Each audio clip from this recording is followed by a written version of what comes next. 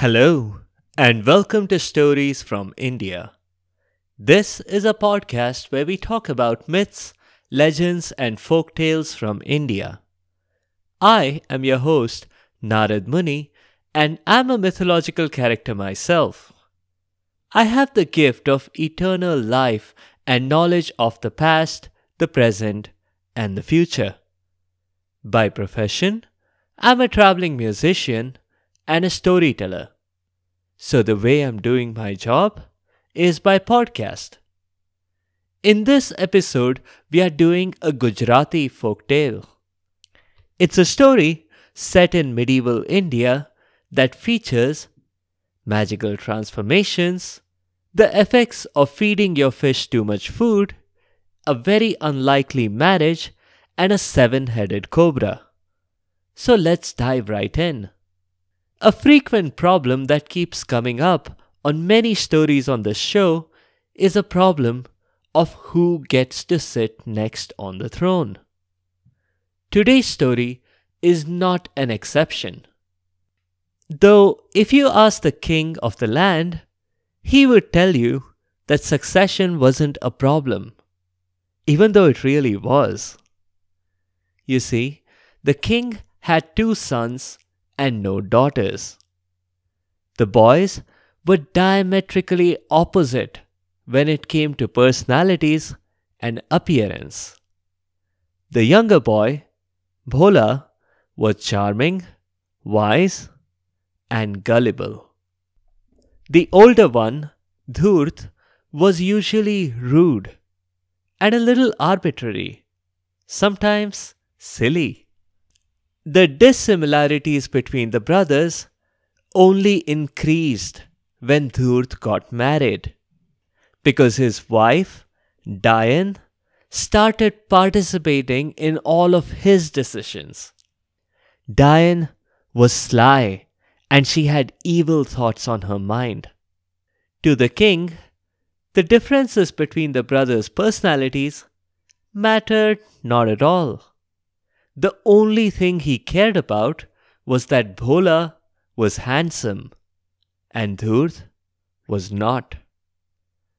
Even though Dhurt was the older child, the king was clear that he wanted Bhola to rule. When Dhurt protested, the king asked him, "How is your face going to look on all our coins and notes? I gotta be practical here. People are not going to want to trade with our kingdom if our currency doesn't look amazing."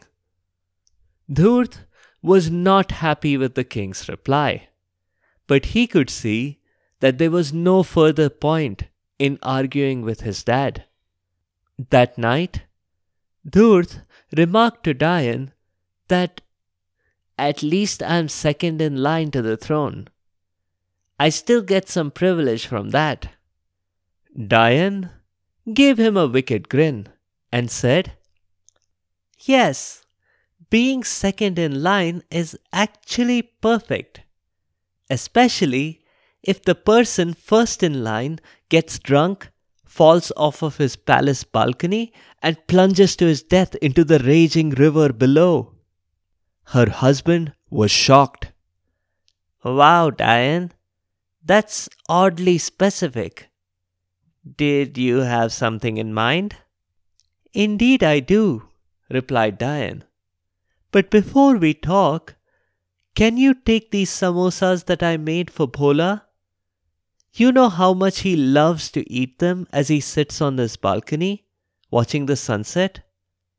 And while you're about it, take this full bottle of alcohol, and from his balcony, pour half of it into the raging river below. You can leave the bottle for Bhola." But Dhurt protested that Bhola didn't drink. To which Diane replied that there was always a first time.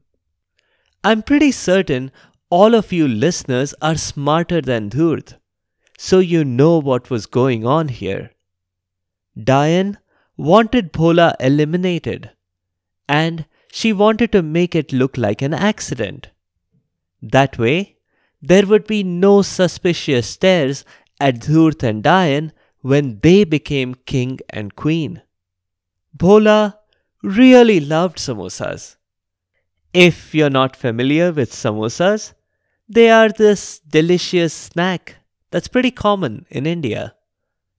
As Bhola, the crown prince, sat watching the beautiful sunset, he made a decision that his first act as king was to commission a painting of this scene. It was a pity that cameras and Instagram hadn't been invented yet. But his first act right now was to finish this tray of delicious samosas. How thoughtful of Dayan to make them for him. But even as he was thinking that, it became harder and harder for him to breathe. Instinctively, his fins reached his gills to see if they were blocked or something. Wait a minute. Fins? Gills? Oh my god. OMG. He had changed into a fish. He needed water or he wouldn't survive. Bhola saw the bottle of alcohol and then decided that no, he would not be able to breathe in that. There was only one thing he could do. He flopped on the floor, slowly moving towards the edge of the balcony. Bhola, the fish, launched off from the balcony and dove straight into the raging river below. He almost passed out on the way down, but quickly recovered in the water. Only then he could gather his thoughts and start wondering why he had changed into a fish in the first place. Only now some warning signs began to make sense to him. How Dayan was nasty to him all the time. The only exception was today when she sent him those samosas. Those were her first peace offering. If he didn't know better, he could have sworn that Dayan was a witch. Dayan was always wearing a pointy hat and carrying a wand and a broomstick.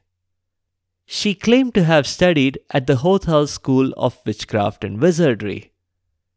Bhola had dismissed that as a joke. But what if it was true? And on top of all these hints, there had also been a little recipe fragment that he had found amongst the samosas. The recipe had been for transforming people into fish. It all sounded a little fishy to him. Bhola swam on. Not by choice, the current was just too strong. He began wondering if he was purely a freshwater fish, or if he might survive in salt water when the river eventually emptied into the ocean. He didn't get to find out, because before the river emptied into the sea, Bhola got caught. He hadn't meant to be caught. He could even see the net in the water. He just thought that he was a little bit tinier than he actually was. Bhola could still have maneuvered and escaped, but he had no wiggle room, absolutely. He was caught between a catfish and a dwarf shark. The shark yelled, "Quit shoving," when Bhola tried to get out. But the sight of the shark's teeth made Bhola decide to stay put. Each of the shark's teeth were bigger than Bhola.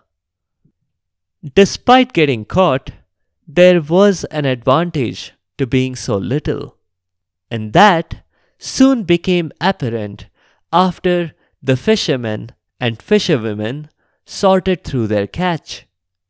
The catfish and the shark were quickly gutted and dumped on the restaurant pile. Bhola was deemed to be too little to eat, but he couldn't just be released. consistently releasing smaller fish would give smaller fish an evolutionary advantage, and that would reduce the size of the catch later for these fishermen and fisherwomen. So they dropped Bhola into a little bowl that said ornamental. Bhola was a lovely little fish and he would certainly look good in an aquarium. Fortunately for Bhola, the queen was on the lookout for a fish. Her cat had helped himself to the last couple of fish she had.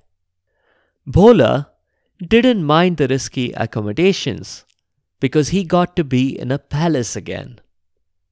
Maybe he could find a way to send a message to Dhurt or his father and they could come rescue him.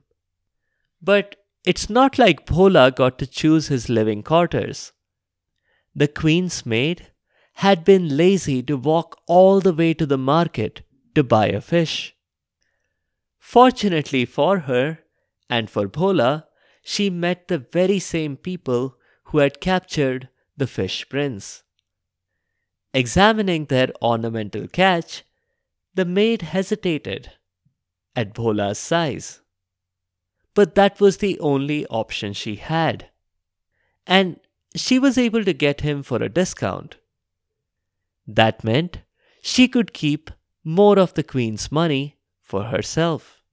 The queen was delighted by how cute this little fish looked. Depending on the angle you looked at him, he looked green or blue or red or yellow.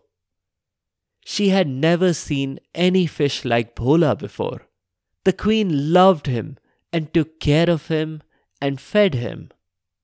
On the last one, she might have overfed him because soon the fish was too big for his bowl.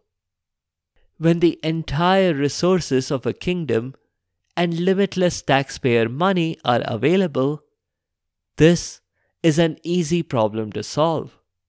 A huge pond was constructed in the queen's garden. And then, yet another, and another.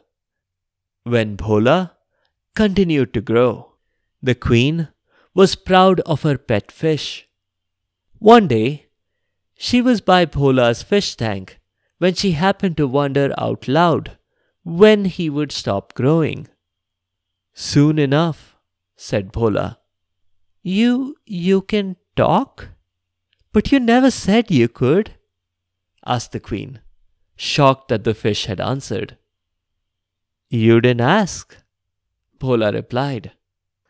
Seeing as the fish was sentient, the queen immediately had a whole bunch of questions for Bhola. And because she was full of empathy, she asked if the fish was comfortable. "Yes, Mom," replied Bhola.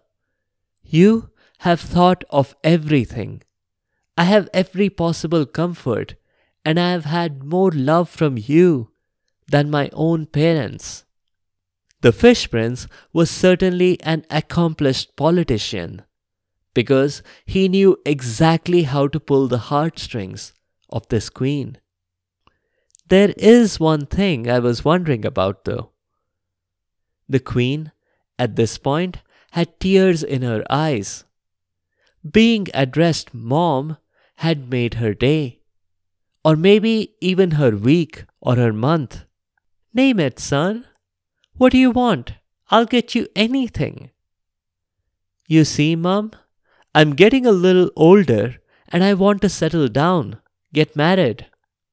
So if you could find a suitable bride for me, I will be oh so happy." That was enough for the queen. She said she would send her soldiers far and wide to find the perfect bride for him. Only, could Bhola teach her how to identify a girl fish from a boy fish?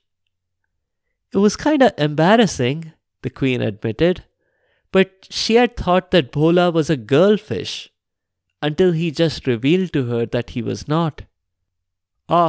I won't put you to any such trouble, Mum, Bhola replied. I don't want a fish bride. I want a human bride. A girl, my age, which is about 21 years. The queen got a little worried. She didn't know how to find a girl who would agree to marry a fish. She took out an ad on Bharat Matrimonial that went something like this. Rich queen seeks girl for her adoptive son and sole heir to her kingdom. Groom is a patient listener, excellent swimmer, is vegetarian and does not smoke or drink. As you can imagine, that advertisement drew a lot of responses. Someone asked for portraits, but most just showed up at the palace door. Sadly for Bhola, every one of his prospective brides rejected him outright when they saw that he was a fish. One girl lingered and asked the queen whether Bhola might taste better fried or grilled, upon which the queen had the girl kicked out. The queen had to change her advertisement a few times. Finally, in utter desperation, she promised 1,000,000 gold coins to anyone willing to marry the fish. That's when a neglectful father stepped forward and said that his daughter, Bholi, was perfect for the job. He hadn't saved a penny for her marriage, and this offer from the queen was a win-win. I mean, a win for the queen and a win for the girl's father. But the girl's father didn't care what the girl thought about her marriage to a fish. He didn't even think of asking her. When Bholi found out, she was devastated. She didn't want to marry a fish. Why was she being used like a pawn here, just so that her father could pay off his debts? She despaired and went to her only friend in the world. Every day, when she went to fill water from the river, she would talk to a snake that lived nearby in a hole. This snake was an unusual one. It had 7 heads. She supposed it made him wise, but she didn't know. She didn't have a benchmark for what being wise meant. So when the snake offered Bholi a solution, she just accepted it. The snake gave her 3 rocks and said that she needed to throw the rocks one at a time into the fish's mouth every time it rose to the surface. Each rock would make the fish sink and then rise again. She must not miss. And what then? Asked Bholi, unclear what these instructions had to do with anything. And that will solve your problem, and Bhola's as well, the snake told her. The wedding day arrived. Going 7 times around a fire proved to be a bit of a challenge. The Pandit conducting the marriage got a little worried that the muhurta, or auspicious time, was passing quickly, and the groom needed to be summoned ASAP. Finally, the queen's soldiers managed it by putting Bhola in a tank on wheels and by building a circular track around the fire. The rest of the marriage was uneventful. Right after all the wedding guests departed, Bholi leaned over the tank as the massive fish approached her. He opened his mouth to speak, and she immediately tossed in a rock. Bhola sank to the floor, and he was annoyed. He rose to the surface again and was about to scold her for throwing rocks at him. But when he opened his mouth to speak, She did it again. He sank and then rose again, this time deciding to eat her up. But when he approached her, mouth open, she hit him with a third rock. And instantly, Bhola was transformed back into his human self. So that was that for Bhola and Bholi. They lived together as regular human husband and wife. And Bhola even got to rule the kingdom after the queen retired. The only thing is, he had to get surgery to remove the stones in his stomach that Bholi had tossed into his mouth. That's how that story concludes. We have done a couple of Gujarati folktales before. Check the links out on the site sfipodcast.com. In keeping with the tradition of this show, the characters are named for the roles they play. The words Bhola and Bholi both mean someone who is gullible. Dhurt is for someone who is sly or deceitful, and Dayan means witch. The fish growing in size may remind you of Vishnu's Matsya avatar or unicorn fish from episode 1 of the show. Next time, we'll dip back into mythology. We'll do a story about Ambarish, a king who did something many other kings were unable to. Ambarish humiliated Durvas. You probably know of Durvas from a bunch of stories we have done before. And if you do, you'll know that usually it's Durvas who gets others into trouble. But Ambarish was able to achieve what he did thanks to a very special gift from a very special god. If you have comments or suggestions, or if there are any particular stories that you would like to hear, please do let me know by leaving a comment or a review on the site sfipodcast.com or tweet at sfipodcast. You can also find me on Instagram and Facebook. Be sure to subscribe to the show to get notified automatically of new episodes. A big thank you to each and every one of you for your continued support and your feedback. The music is from purpleplanet.com. That's purple-planet.com. Thank you for listening, and I'll see you next time.